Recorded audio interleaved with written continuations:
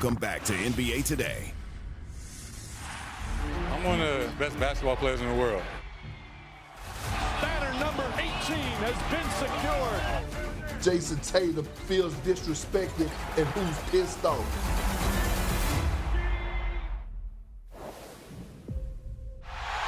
And Tatum is hurt. Jayson Tatum has suffered a ruptured right Achilles. When can he look like the Jayson Tatum that we've been seeing all of these years? Jayson Tatum, he led the Celtics in points, in rebounds, and assists last season, and he was averaging 25, 10, and 5 in the playoffs before suffering that Achilles injury. In 2025, he was the third time he averaged 25, 10, and 5 in the playoffs. He passed Larry Bird for the most in Celtics history. Joining us right now is Celtics star Jayson Tatum. Jayson, it is so great to see you. I wanted to start with your Achilles rehab. We just saw a little bit of what happened a couple of months ago. Actually, you reminded us this morning on First Take that it's been 19 weeks since your injury. Is that right? Yeah, every Tuesday is a week. So today would be 19 weeks post-surgery. 19 weeks post-surgery. And you mentioned that there's been ups and downs. Can you be specific? What are you able to do right now? What does the rehab look like? It's been a gradual transition. I would say right now the period I'm in is getting pretty much back to like ramping up basketball workouts. Yesterday I had my first on-court basketball workout for about 15 to 20 minutes, and it just felt really natural. And it was like a sigh of relief to be back on the court again. Yeah, that must have felt like a breath of fresh air. I was reading earlier today a story in People magazine that you had talked to people for, and you were mentioning that you were with your son, Deuce, and watching highlights, and you turned to him and said, do you ever think I'm going to get back to that point again? What did Deuce say to you in that moment, and how full circle was it to be back on the court? Yeah, Deuce is in second grade now, so he's reached the iPad status, and all his friends at school watch basketball highlights. So we were on the couch, and he was watching my highlights from like high school and college, and he was like, Daddy, look when you did this. I was like, yo, Deuce, you think Daddy ever be able to do that again? And in an innocent way, he looked at me, he was like, of course. And, you know, I needed that in that moment. Yeah, that's what sons are for, right? That's the absolute right answer, Deuce. What's the next benchmark for you? If you were back on the court now, what's the next rehab hurdle for you to clear? Just to keep gradually increasing, you know, ramping up. It's been a long journey, right? And I always kind of reflect on, you know, surgery, and then you get your stitches out, and then you get your boot, and then at 4 weeks you're 50% weight bearing. You know, part of the reason I'm here is to announce my partnership with Vertex Pharmaceuticals. There was a period where at 4 weeks I was introducing new things, and you know, I was starting to feel some discomfort and some pain, and that's when I had a conversation with my doctor, and we went through my medical history, and that's when he prescribed me Jornavix, which is a non-opioid medicine for severe to moderate to severe acute pain.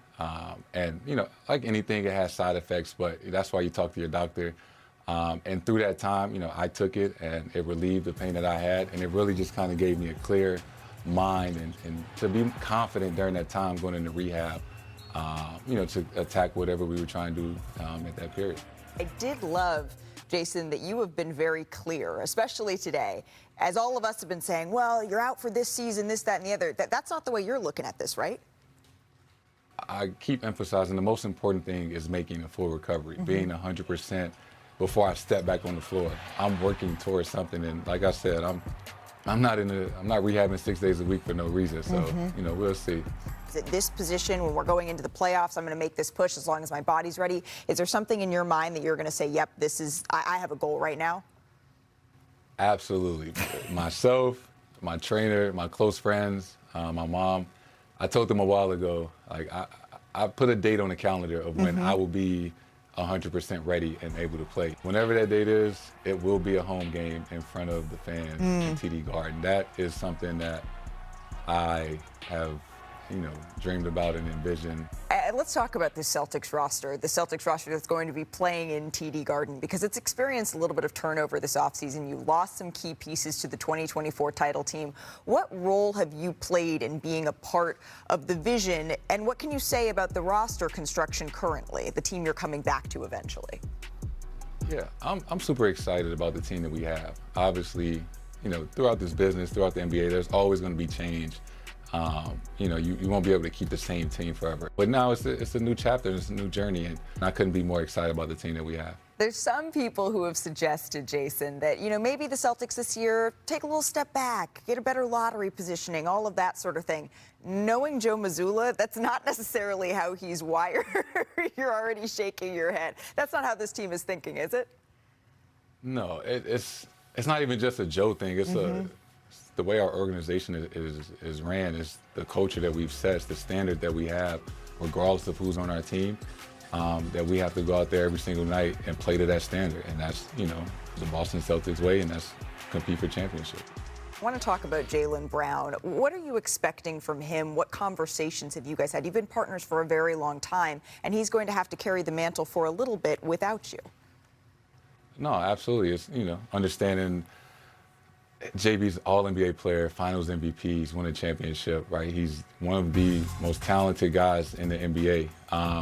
It's just really being that guy for, a while and understanding that, he's been in this position before. Throughout the season, there's times where guys are out or whatever, and you just have a bigger role throughout the season. Now it's going to be from the beginning. And like I said, between JB and the rest of those guys, that everybody's going to have, a larger role, and the fingerprints are going to be more in the game. But this is what they're built for. Yeah. These guys are champions. This did tickle me a little bit. Did you see Jaylen Brown? He was streaming live over the past weekend, and he was asked if he had one person to call for $100,000, who it would be. Just for viewers who haven't seen it, check it out. Call Peyton real quick, see if he answers. I think Peyton gonna answer. He ain't answering game. Crazy. Let me see D-White. Let me call D-White. Down 0 for 2, gang. I just worked out with Nimi. Nimi better pick up. Damn. From Nimi, 0 for 3. I'll smash Jordan in the back of the head. Shall we 0 for 4, gang? This is my last one. This is my last line. JT didn't block me. 0 for 5. What is going on? Called 5 teammates and nobody picked up, but I forgot I changed my number. He just changed his number? So I saw that the next day, and it's like, ironically, I had my phone in my hand, and I seen this, unfamiliar number come across my phone. I'm like, yo, who is calling me?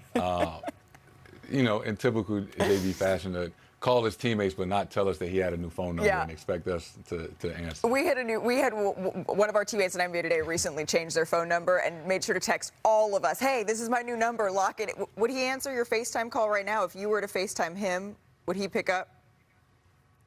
I like to think so. Is your phone in your pocket? We got to give it a try. So my phone is downstairs. I don't have it. I think Kendrick Perkins would answer our FaceTime if we called it right now. I really appreciate the time, Jayson. Thank you so very much. I wish you the best of luck in your continued rehab. And shout out the Gray Sweater Gang. Have a great rest of your day. We match. Thank you. From one of the young faces of the league to another, Anthony Edwards, already in the Timberwolves facility. He's getting work done ahead of training camp. Shams, what are you hearing in terms of the development of Ant's game this offseason? So, Malika, last offseason, the big focus for Anthony Edwards was the three-point shot. He spent a lot of time working on that, increasing the volume. Then he goes and ends up leading the league in three-pointers made last season. But again, for the second straight year, another quick exit in the Western Conference Finals. That's left him back at the drawing board, trying to figure out how can he round out his game.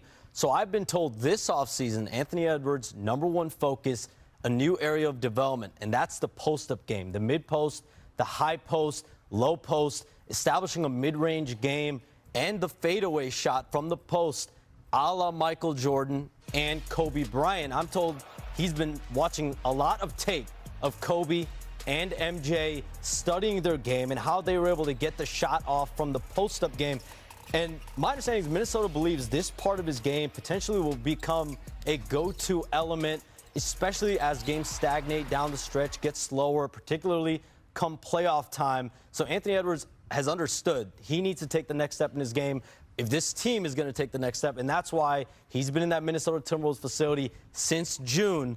But that mid-range shot, that post-up game, that fade away from the post like MJ and Kobe, that could very well be a big part of his repertoire this season. You say like MJ and Kobe, pairing that with Anthony Edwards, and I know, Perk, that fans across the country, their antennas are now up. What do you think of this new version of Anthony Edwards that we could be seeing?